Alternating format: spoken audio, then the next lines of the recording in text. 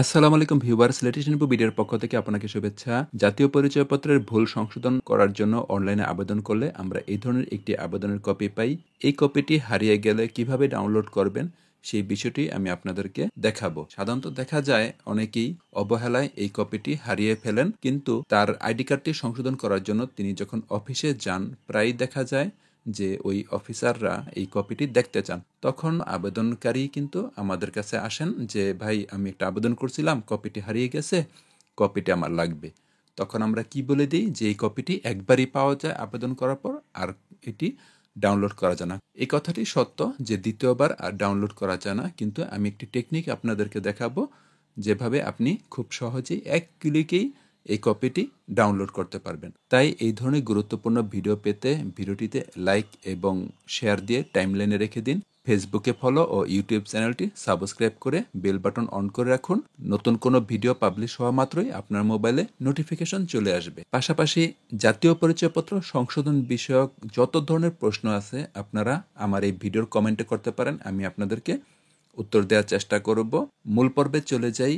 এই কাজটি করার জন্য আমাদেরকে নির্বাচন কমিশনের অফিসিয়াল পেজে যেতে হবে। যে পেজটির মাধ্যমে আমরা আইডি কার্ড সংশোধনের আবেদন করেছি সেটি সর্বশেষ কী অবস্থায় আছে সেটি দেখার জন্য লগ ইন করব এবং ওই ব্যক্তির একটি আবেদনের কপি ডাউনলোড করে আপনাদেরকে দেখাবো। সর্বপ্রথম লগ ইন করুন। এখানে কি বলেছে, জাতীয় পরিচয়পত্র নম্বর অথবা ইউজার নেম লিখুন। আপনার আইডি কার্ড যেটি আপনি সংশোধন আবেদন করেছেন সেই আইডি কার্ডটির নম্বর এখানে লিখবেন। আমি আইডি কার্ড নম্বর না লিখে তার ইউজার নেমটি লিখলাম। এই ইউজার নেমটি আমরা কোথায় পাই? যখন আমরা আবেদন করেছিলাম তখনই কিন্তু একটি ইউজার নেম দিতে হয়। আপনি যার মাধ্যমে আবেদন করিয়েছিলেন তার কাছ থেকে আপনি আপনার আইডি কার্ড সংশোধনের পাসওয়ার্ডটি পেয়ে যাবেন। পাসওয়ার্ডটি পেলে, ইউজার নেম না পেলেও চলবে, ইউজার নেম পেলেও চলবে, না পেলে এখানে এনআইডি নম্বরটি দিলেই হবে। এখানে আমি পাসওয়ার্ডটি দিই। পাসওয়ার্ডটি দিয়ে এখানে যে অক্ষরগুলি রয়েছে সেটি লিখতে হবে।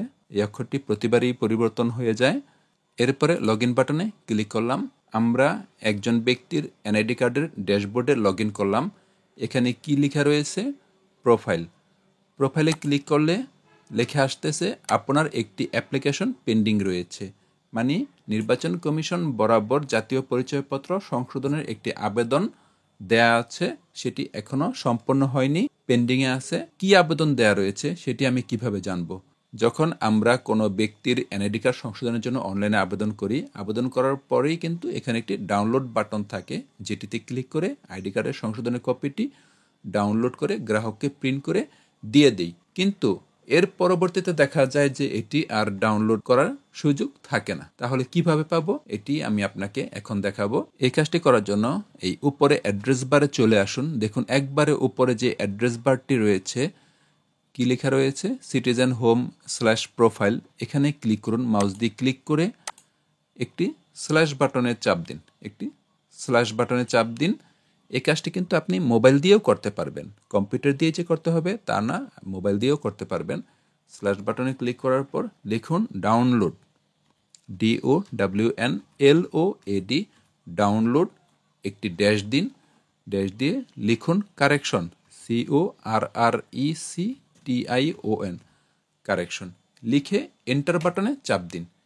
এন্টার বাটনে চাপ দেওয়ার সাথে সাথেই দেখুন যে আমার এখানে ডাউনলোড ফোল্ডারে একটি PDF চলে আসলো। আমি আরেকবার দেখাই। এই অ্যাড্রেস বারে ক্লিক করতে হবে। একটি ক্লিক করলে হবে না, দুইটি ক্লিক করবেন যাতে করে এই সিলেকশনটি উঠে গেল। উঠে যাওয়ার পর প্রথমে একটি স্ল্যাশ চিহ্ন দিলাম, এরপরে লিখব ডাউনলোড, DOWNLOAD, ডাউনলোড। এরপর ড্যাশ দিব একটি, এরপর কারেকশন, CORRECTION, কারেকশন। লিখে এন্টার চাপ দেওয়ার সাথে সাথেই দেখুন এখানে একটি ডাউনলোড হয়ে গেল।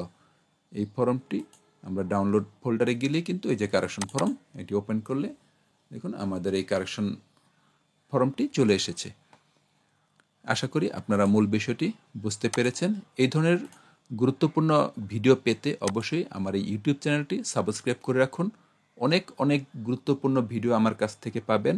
ফেসবুক পেজটি ফলো দিয়ে রাখুন, তাহলে গুরুত্বপূর্ণ ভিডিও পাবলিশ হওয়া মাত্রই কিন্তু আপনি নোটিফিকেশন পেয়ে যাবেন। ভিডিওগুলিতে লাইক দিয়ে রাখুন, শেয়ার দিয়ে টাইমলাইনে রেখে দিন, যাতে করে আপনার এই গুরুত্বপূর্ণ ভিডিওগুলি আপনি নিজের কাজে লাগাতে পারবেন এবং গ্রাহক সেবা দিয়ে আয়ও করতে পারবেন। আমি যে কাজগুলি করে প্রতিনিয়ত আয় করি সেই কাজগুলি কিন্তু ভিডিও তৈরি করে আপনাদেরকে দেই। অযথা কোনো ভিডিও আমি আপনাদেরকে এই চ্যানেলের মাধ্যমে দিব না। প্রত্যেকটি ভিডিওই কিন্তু আপনাদের কর্মক্ষেত্রে কাজে লাগবে, নিজের ব্যক্তিগত জীবনেও কাজে লাগবে। সুস্থ থাকুন, ভালো থাকুন। পরবর্তী ভিডিও দেখার আমন্ত্রণ জানিয়ে এখানে শেষ করছি। আল্লাহ হাফেজ।